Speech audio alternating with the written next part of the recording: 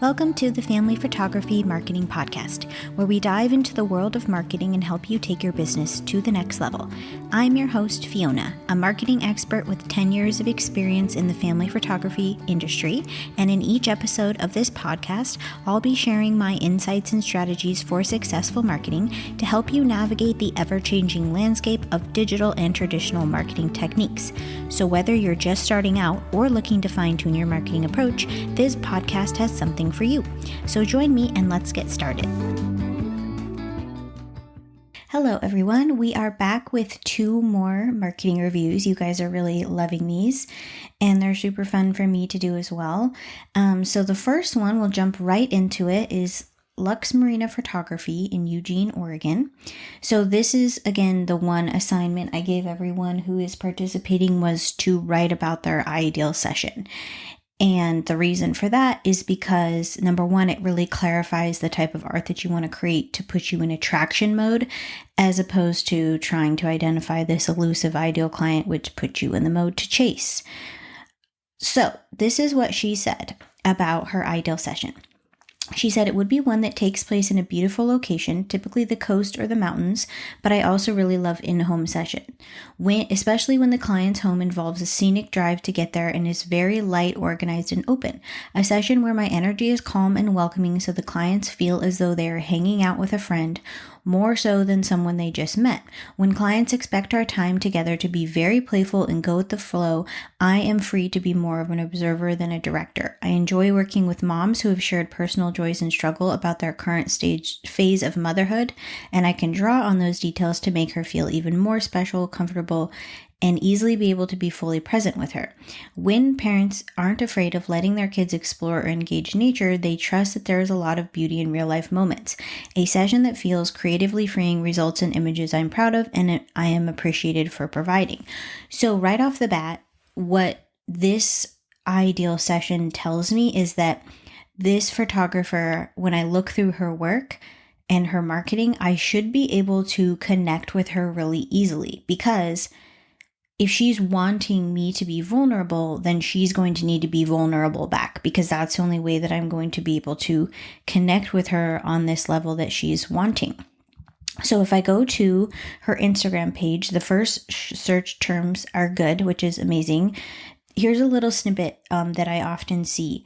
People will forego their name to have SEO words in there, which is fine, but you have to have your actual name in there somewhere. And especially because her photography name, actually both of the people we're doing today, their photography name is not their actual name. So I see her name there at the top, which is excellent. That is what you want. Oftentimes I'll see like Little Forest Photography, for example, but there's no actual name in sight. And especially for a brand that wants to come off as very personable, it's really good that I can see her name and I can connect with her.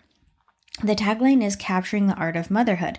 So if we go back to what her ideal session is, I feel like that ties in pretty well, but I wonder if we can repurpose some of this amazing, very warm, very cozy content or copy here that she shared in the above part, like capturing the art of motherhood. Could you instead take some of these words that you wrote about your ideal session and repurpose them as a more personal tagline here in this very valuable real estate that is at the top of the Instagram? The highlights, again, like we talked about in last episode, should be pockets of helpful, pertinent information. So breaking these into 3 buckets could be really helpful, maybe like location highlights, ideal session highlights, session prep highlights. So for ideal sessions, that could be like this photographer's expectation of how she connects with moms. So like when she talks about these things in this ideal session scenario, what can she pull out of that to help a potential client connect with the way that she wants to operate? So again, with highlights, it was one of those things where it came out, people put them in there and then they kind of forgot. And I will tell you that people look through your highlights. So if you have them, just make sure that they're seasonally on brand for what you want to book. And if you're unsure where to start, 3 buckets that could be really helpful are a location highlight, a session prep highlight, and then an about me highlight, or like how I like to work with clients highlight. So on this account, on Instagram, the pinned posts are activated, which is amazing. The first one is an unpopular opinion about spring being the best time for photos. And if this photographer is currently booking spring, which I know she is, having visited her website, then that is a very, very wonderful pin post to have, because when you start off with a stance like that, it draws people in and they want to read it. Like, it's a very good psychological technique to say that what you're about to say is an unpopular opinion, because people are nosy and they're like, oh my gosh, what's her unpopular opinion going to be? And then it's something that draws them in and educates them, which is awesome. So the caption is full of value, but again, I always worry with these beautifully written captions that you guys are doing, and I worry about this with my own business as well, that this helpful and well-written text, is it available in more places, right? So like, this caption is full of information. So if we know what we know about sales psychology, that let's say this photographer is booking spring, could we repurpose that caption, just the copy of it, into a reel, into a newsletter, into a blog post, share it 5 to 7 times between now and the time that spring happens? That's where you get into that strategy. So that effort and energy that you spent writing beautiful captions then actually results in the type of booking that you want. Okay, the next pin post is a preview of this photographer, which is great. It's a visual introduction. It's a visual about me. So if I'm a client who just found this account, this is what I want to know before I even scroll: the photographer's name, their location, their session types. So many times, 2 of those things are missing, either the name or the location. The amount of times that I have gone onto a photographer's Instagram, they don't have their location. I go to their website, they don't have their location. I have no idea where on planet Earth this person is. And this is not to say that this is what Amanda's doing. I'm just saying that is so good that those things are there. We have her favorite season to shoot. We have an intimate snippet of her life. So from that, if I'm a stranger who's arrived here, we're off to a really good trust building start, right? Because especially her brand, I would say, is intimate. Intimate is a very good word for her. So if her brand is intimate, then I need to be able to build trust with her quickly, and she does a good job of doing that. The link goes right to her homepage. So it just goes right to her website, which is perfectly fine. You can keep it simple as long as your homepage is helpful. And in this case, hers is. On the homepage, we have a slideshow of on-brand images. So naturally, if I am a person who has discovered this brand, loves what she sees, wants to book, I'm going to spend a few seconds watching this slideshow play through, which is very great for my SEO, because Google wants people to hang out on the homepage. That tells Google that if they returned a result and you're hanging out on that homepage, that they did their job well. But you know what this page could use? A short form video, exactly like the one she already created that's on her Instagram, that's a snippet of an about me. So sometimes we overthink the video portion because our websites are very curated, but a simple video like that is perfect to put right on the homepage. Then I get to build that trust even faster, which her brand is requiring that level of intimacy. So throughout the homepage, that's what I would say is missing a little bit, is like behind the scenes, drawing me in, a little bit more intimacy on her part if she's expecting intimacy on my part, like opening my home up or being very clear with her about what my expectations are, right, as a potential client. All right, so right to the welcoming about me snippet right on the homepage, which I like to see. How the about me is written, I would swap the approach and experience bit to the top and then put the facts at the bottom. That's just because that's what people want to know more. They're selfish. We all are selfish. I'll talk about this too in the next review. Like a potential client is selfish. They want to know how you can help me. So just swap those two. Then as we go down, it's split into sections: maternity, newborn, family. Each of those sections goes to a specific page, and it's a really easy path to follow, and each of those pages is full of information and details. I really like this not only because those buckets of information are then very easy to link. So if you're in a conversation with someone on Instagram or email and they want to know about a type of session specifically, it's really nice to be able to send them to a specific info page as opposed to just keep sending them back to your main website page. So I do really like that, and I think it's really helpful on the client end. When I go to the book page, it tells me that this photographer is booking for spring 2024. Great. From the Instagram to here, it's clear what she's booking. It's informative and so nice. The form, the contact me form is long. I would be interested to know, just like I will with all of you guys, if you could see an uptick in bookings if you had online booking, just because the website is so helpful. So if I were to guess, the reason that this photographer hasn't implemented that type of booking is because she does want to have this greater connection or feel for what the client wants before they book with her. Like, it's sort of like an internal gatekeeping, a little bit of like, I want something very specific. I don't want to get clients who aren't what I'm looking for. And I think that this photographer has a website presence and an online presence that has so much information in detail that I think those people are naturally going to weed themselves out. So it could just be a seasonal experiment. Try it and see if it works, see how it feels.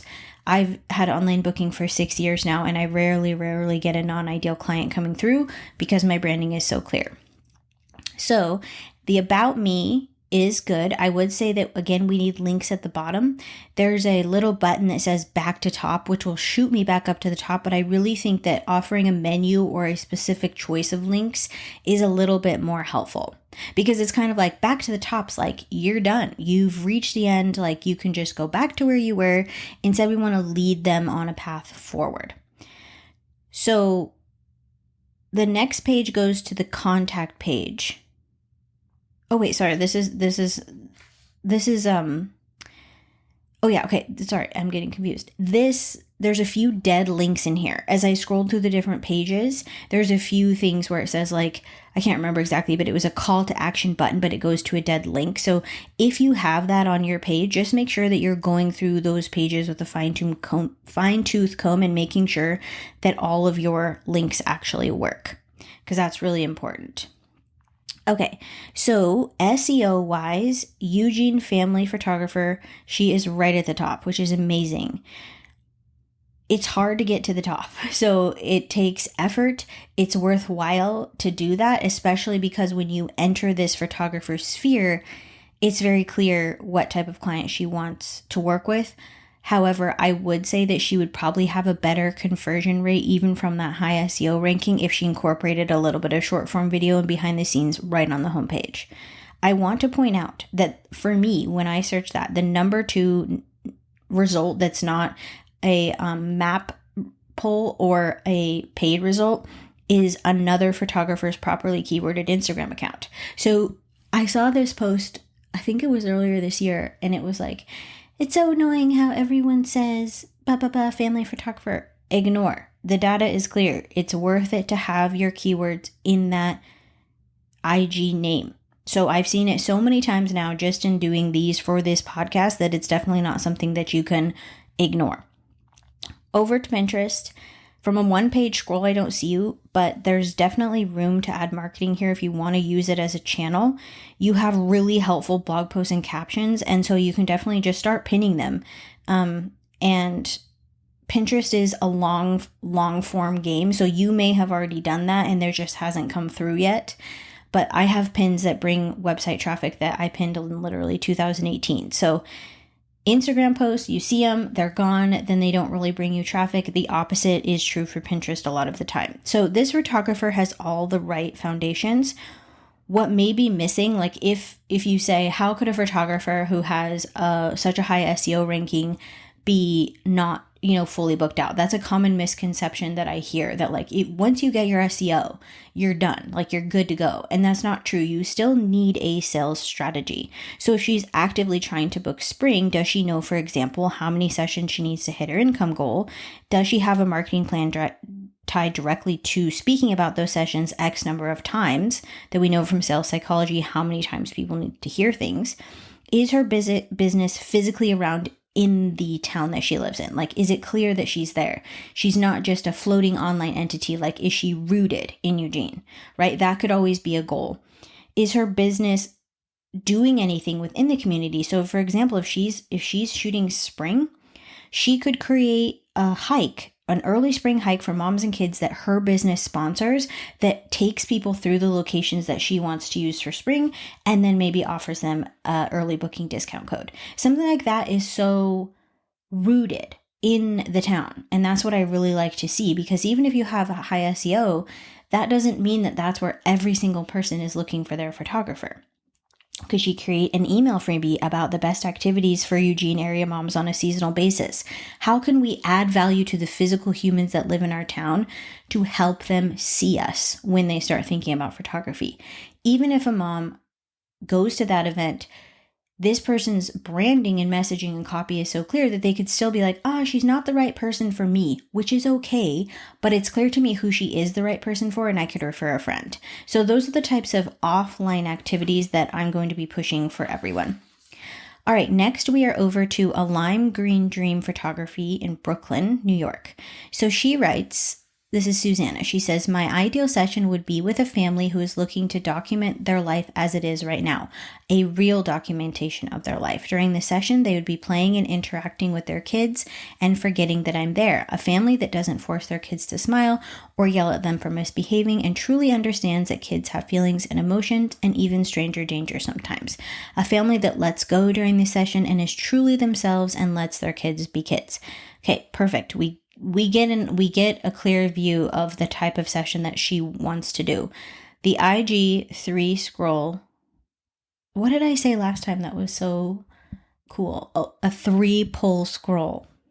I'm going to copyright that. Okay, so at the top, I would make the search terms even more specific. So again, we know that real estate at the top is very valuable, but your copy is kind of minimal. So it says family, newborn, and events. That's all it says. And then it has some like little emojis in the middle, which is of course better than not having anything at all. But like, could we pull from the copy again that you wrote here and make that a little more heartfelt and connected to your artistry? So that could just be one quick fix there.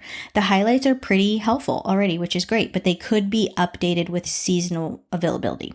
So it could be like now booking or winter in NYC, document here. Like obviously silly highlights, you can write like one letter, but like you make it a little bit more seasonally reflective.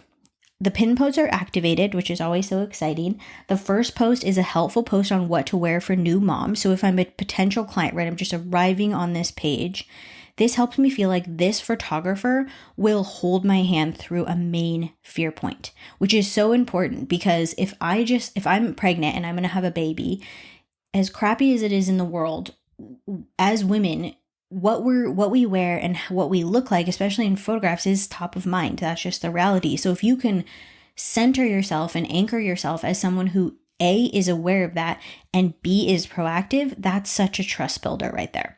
The second pin post is an about me. And again, while I love to learn about her because she looks like extremely cool in the photo, I am a selfish consumer and I want to know how she's going to help me. So we always just want to reframe the copy that way a little bit.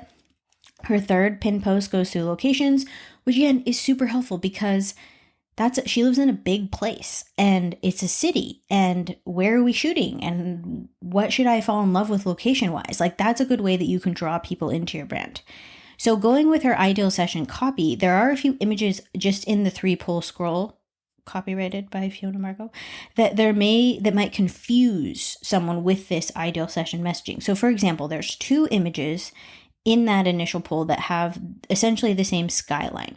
One is a family all looking at the camera, and the other is really cool. It's like the skyline's in the back, and then there's 2 parents on one side and then a baby on the other side, and he's running towards the parents. So for me, that group of family members all looking at the camera with the skyline in the background is almost the opposite of what we said the ideal session would want to be. So because this photographer in particular, and quite a few that I review, aren't necessarily posting on Instagram all the time, meaning that if within the 3-pull scroll, you go all the way back to July, you want to make sure that you're picky with what you post there. And it's perfectly fine to be picky. I would rather have someone have, if posting on static IG imagery, feed imagery is a main part, is not, oh my gosh, is not a main part of their marketing strategy, I would be just really picky and almost think of that as a mini portfolio.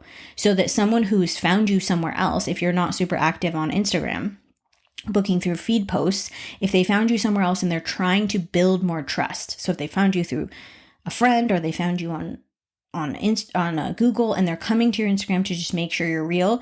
That's sort of like a trust building activity that potential clients will do. So if that's the case, make sure that that within those feed posts are just the very, very best on brand imagery of what you want to show.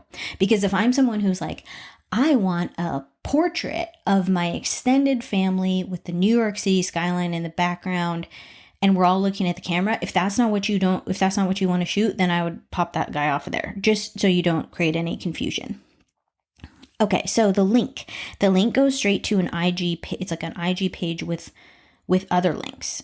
And again, just like I said in last week's, there's a mailing list pop-up that's getting in my way.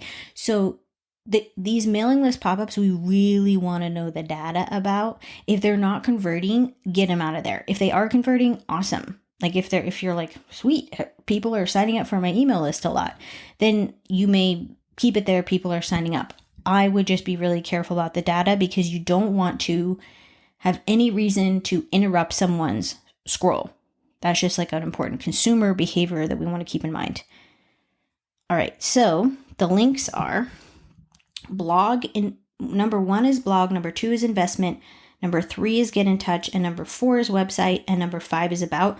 So I would just swap. So website's at the top, even maybe with a call to action like, now booking X, learn more. Like, we can always use a little bit of salesy copy in these call to action links. So the blog goes right to, sorry, you'll hear me rustling my little papers around. So old school. Actually using printer ink over here. Goes right to a string of helpful posts, but what is this word? Tunless. Oh, unless I click into the blog post themselves, I'm just sort of hanging out on this page in a linkless land. So there's no call to action really on the page beyond going to the individual posts. So I would just add a clear call to action or path right on this page. And in the website episode, which is I think in the first 10 that I did earlier this year, it talks about thinking of your website as a road. So the client arrives and then they're sort of traveling through the town that is your website and then arriving at booking a session with you. So just make sure they can clearly do that without going in and out, back and forth, and just kind of getting lost within a linkless land per se. On the investment page, the pricing squares are very clear, but I would go even more image heavy on this page. This is a help them fall even more in love with you page. So always people are missing the opportunity to have image heavy pricing pages, and I would just definitely add that as well. Okay, let's see. At the bottom is a get in touch page. Of course, I'm going to say switch that to a call to action. Like, instead of saying get in touch, book now, book a session, be commanding, tell people exactly what to do. So when I go there, it leads to a form. So I'll say that you need data on that. Do you need the form? Do you need to speak to everyone before they book with you? Like, for example, I'm in one of those groups where they do like the very, very high cost IPS. Is that how you say in-person sales. So like they want to talk to every single person, because part of the process of getting people to agree to pay high IPS costs is that and this would be totally off base, but it feels like the session process is a little bit gate kept from that individual, so that when they speak to the photographer has the opportunity to use a bit of a sales script and get the client on board. So, and I'm not saying that's a bad way to do business. I'm just saying beyond that, I just want everyone to really examine their reasons for having people fill out forms, because, for example, my sessions are over $1,000 and people happily book online. I've never spoken to them. They are often very tech savvy people with lots of extra funds. So these are not people who, I feel like there's this misconception where like higher cost sessions can't be booked online.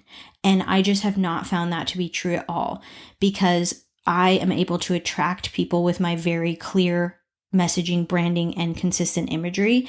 And they're like, this is what I want. I want to get on the calendar and get it done right now. I'm able to capture those people. And if you have a form, you may be leaving those people behind.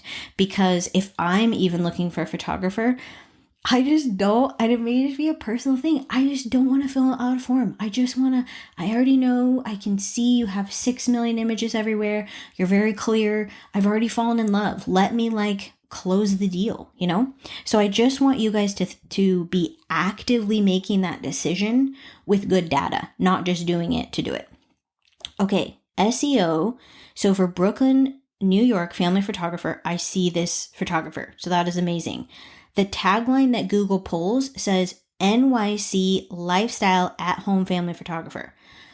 So you may just want to, I wouldn't change that page because it's pulling up on Google. So don't necessarily change it, but just know you might want to put something on that page that people are going to click in from that explains that you also do lifestyle outdoor work or something, just because that's a very specific sentence that's ranking for you. On this specific search criteria, there's also a really, really high Reddit result. So it's a Reddit post asking for recommendations. So it might be worthwhile for you or a friend to add your business if comments are still open to that post, because the Reddit forum is pulling really high on SEO for those search terms. So Pinterest, I don't see you here from a one-page scroll, but if people are visiting your area, which there was some copy on your website that I think it was a blog post or something about how to, if you're coming to New York, or it was like kind of felt visitor centric. So if that is the case, Pinterest is a great opportunity for you. I actually get a lot of out-of-state people from Pinterest for my sessions. So you can focus at the beginning, if you're feeling overwhelmed with Pinterest, just pinning content that draws visitors to getting a documentary style session while they're there. So oddly, with this photographer, I feel like the whole website experience is actually too image light. Like I actually, for my full trust building experience, I'd actually want to see more images on the site. So I would add them wherever you can. And I think that if you could get even a friend or a family member to follow you on a session and get more behind the scenes, I think that is really, really key, especially when we're talking about documentary photography, because it's just not exactly what a lot of people know what it is. It can be kind of a confusing term. There's sort of this, and I know this is true from reading on Facebook forums, there's people who are very militant about what documentary is. Like, you literally do not look at me. Like, I come, you make your waffles, do not look at me. We play outside, you're not looking at me. It's like that. And then there's other documentary per se photographers who are much more open with the definition. So some behind the scenes content and maybe a link to a full gallery, and that may have been in one of the blog posts. I didn't have time to go into all of them individually, but I would just want to see more of like a start to finish story of the documentation. So that would be my one thing coming off of it, because Brooklyn is obviously a large place. And if you're having people who come in, there's a lot of educational opportunity there. And there's a lot of potential clients who be drawn into the story that I feel like is missing a tiny bit. So I would luckily that's easy for you to do. You produce beautiful images. You just need to add a little more of them to your site. So don't be shy about that. Just adamant. Brooklyn, wait, I'm getting confused in my little paper here. Let me go back. Okay. So obviously, this is one of the biggest places that someone can be from as a photographer. There's lots of competition there, but it also means that there's a lot of opportunity for community or referral groups. So you could probably easily, within such a big place, find other professionals who are serving young families and promoting together. Let's say you are someone who is interested in attracting families who are visiting New York. Could you put together a package of another service provider or two who provide tours for young kids or services for young kids, young tourists who are coming to the town? You provide a documentary session for them. They also get a discount on this person's service. Like, you could find out of the box ways to connect with other local professionals in your area and promote what you're doing together. So overall, major SEO kudos for Brooklyn. I believe that deserves a celebration in itself. And yeah, I just think more images, more storytelling to get that documentary feel really solidified is all that you need. Okay, so again, with all of these things, these are all just foundational things, right? These are like the core of what you need for someone to not fall out the butt of your brand. Like, you need to capture people, hold their attention, and then the thing that is necessary always is the strategy part. So once again, these are sponsored by my marketing mastermind starting in January. And this is the type of work that we're going to be doing. And what's interesting is like, as I do these, and when I do them for paid work too, people will say, okay, I'm excited to implement. And then I'll check back and they haven't really implemented because it's overwhelming. And just thinking about it can feel heavy. So that is the goal of working together over the course of 6 weeks, is that you have someone who's like, okay, I can help you. You can reach out to me if you have a question, if you're stuck somewhere. It'll help you step over the indecision and overwhelm and get clear on exactly what you need to do to have a marketing strategy for your sessions. It's going to be even more important than ever before in 2024. Attention is just all over the place. So how can we grab it in a really succinct way and get bookings on our calendar of people that appreciate our ideal art? So if you feel like that's something you need help with, I'll link it in the show notes, and I will be back with another set of these on Tuesday. All right, have a good weekend.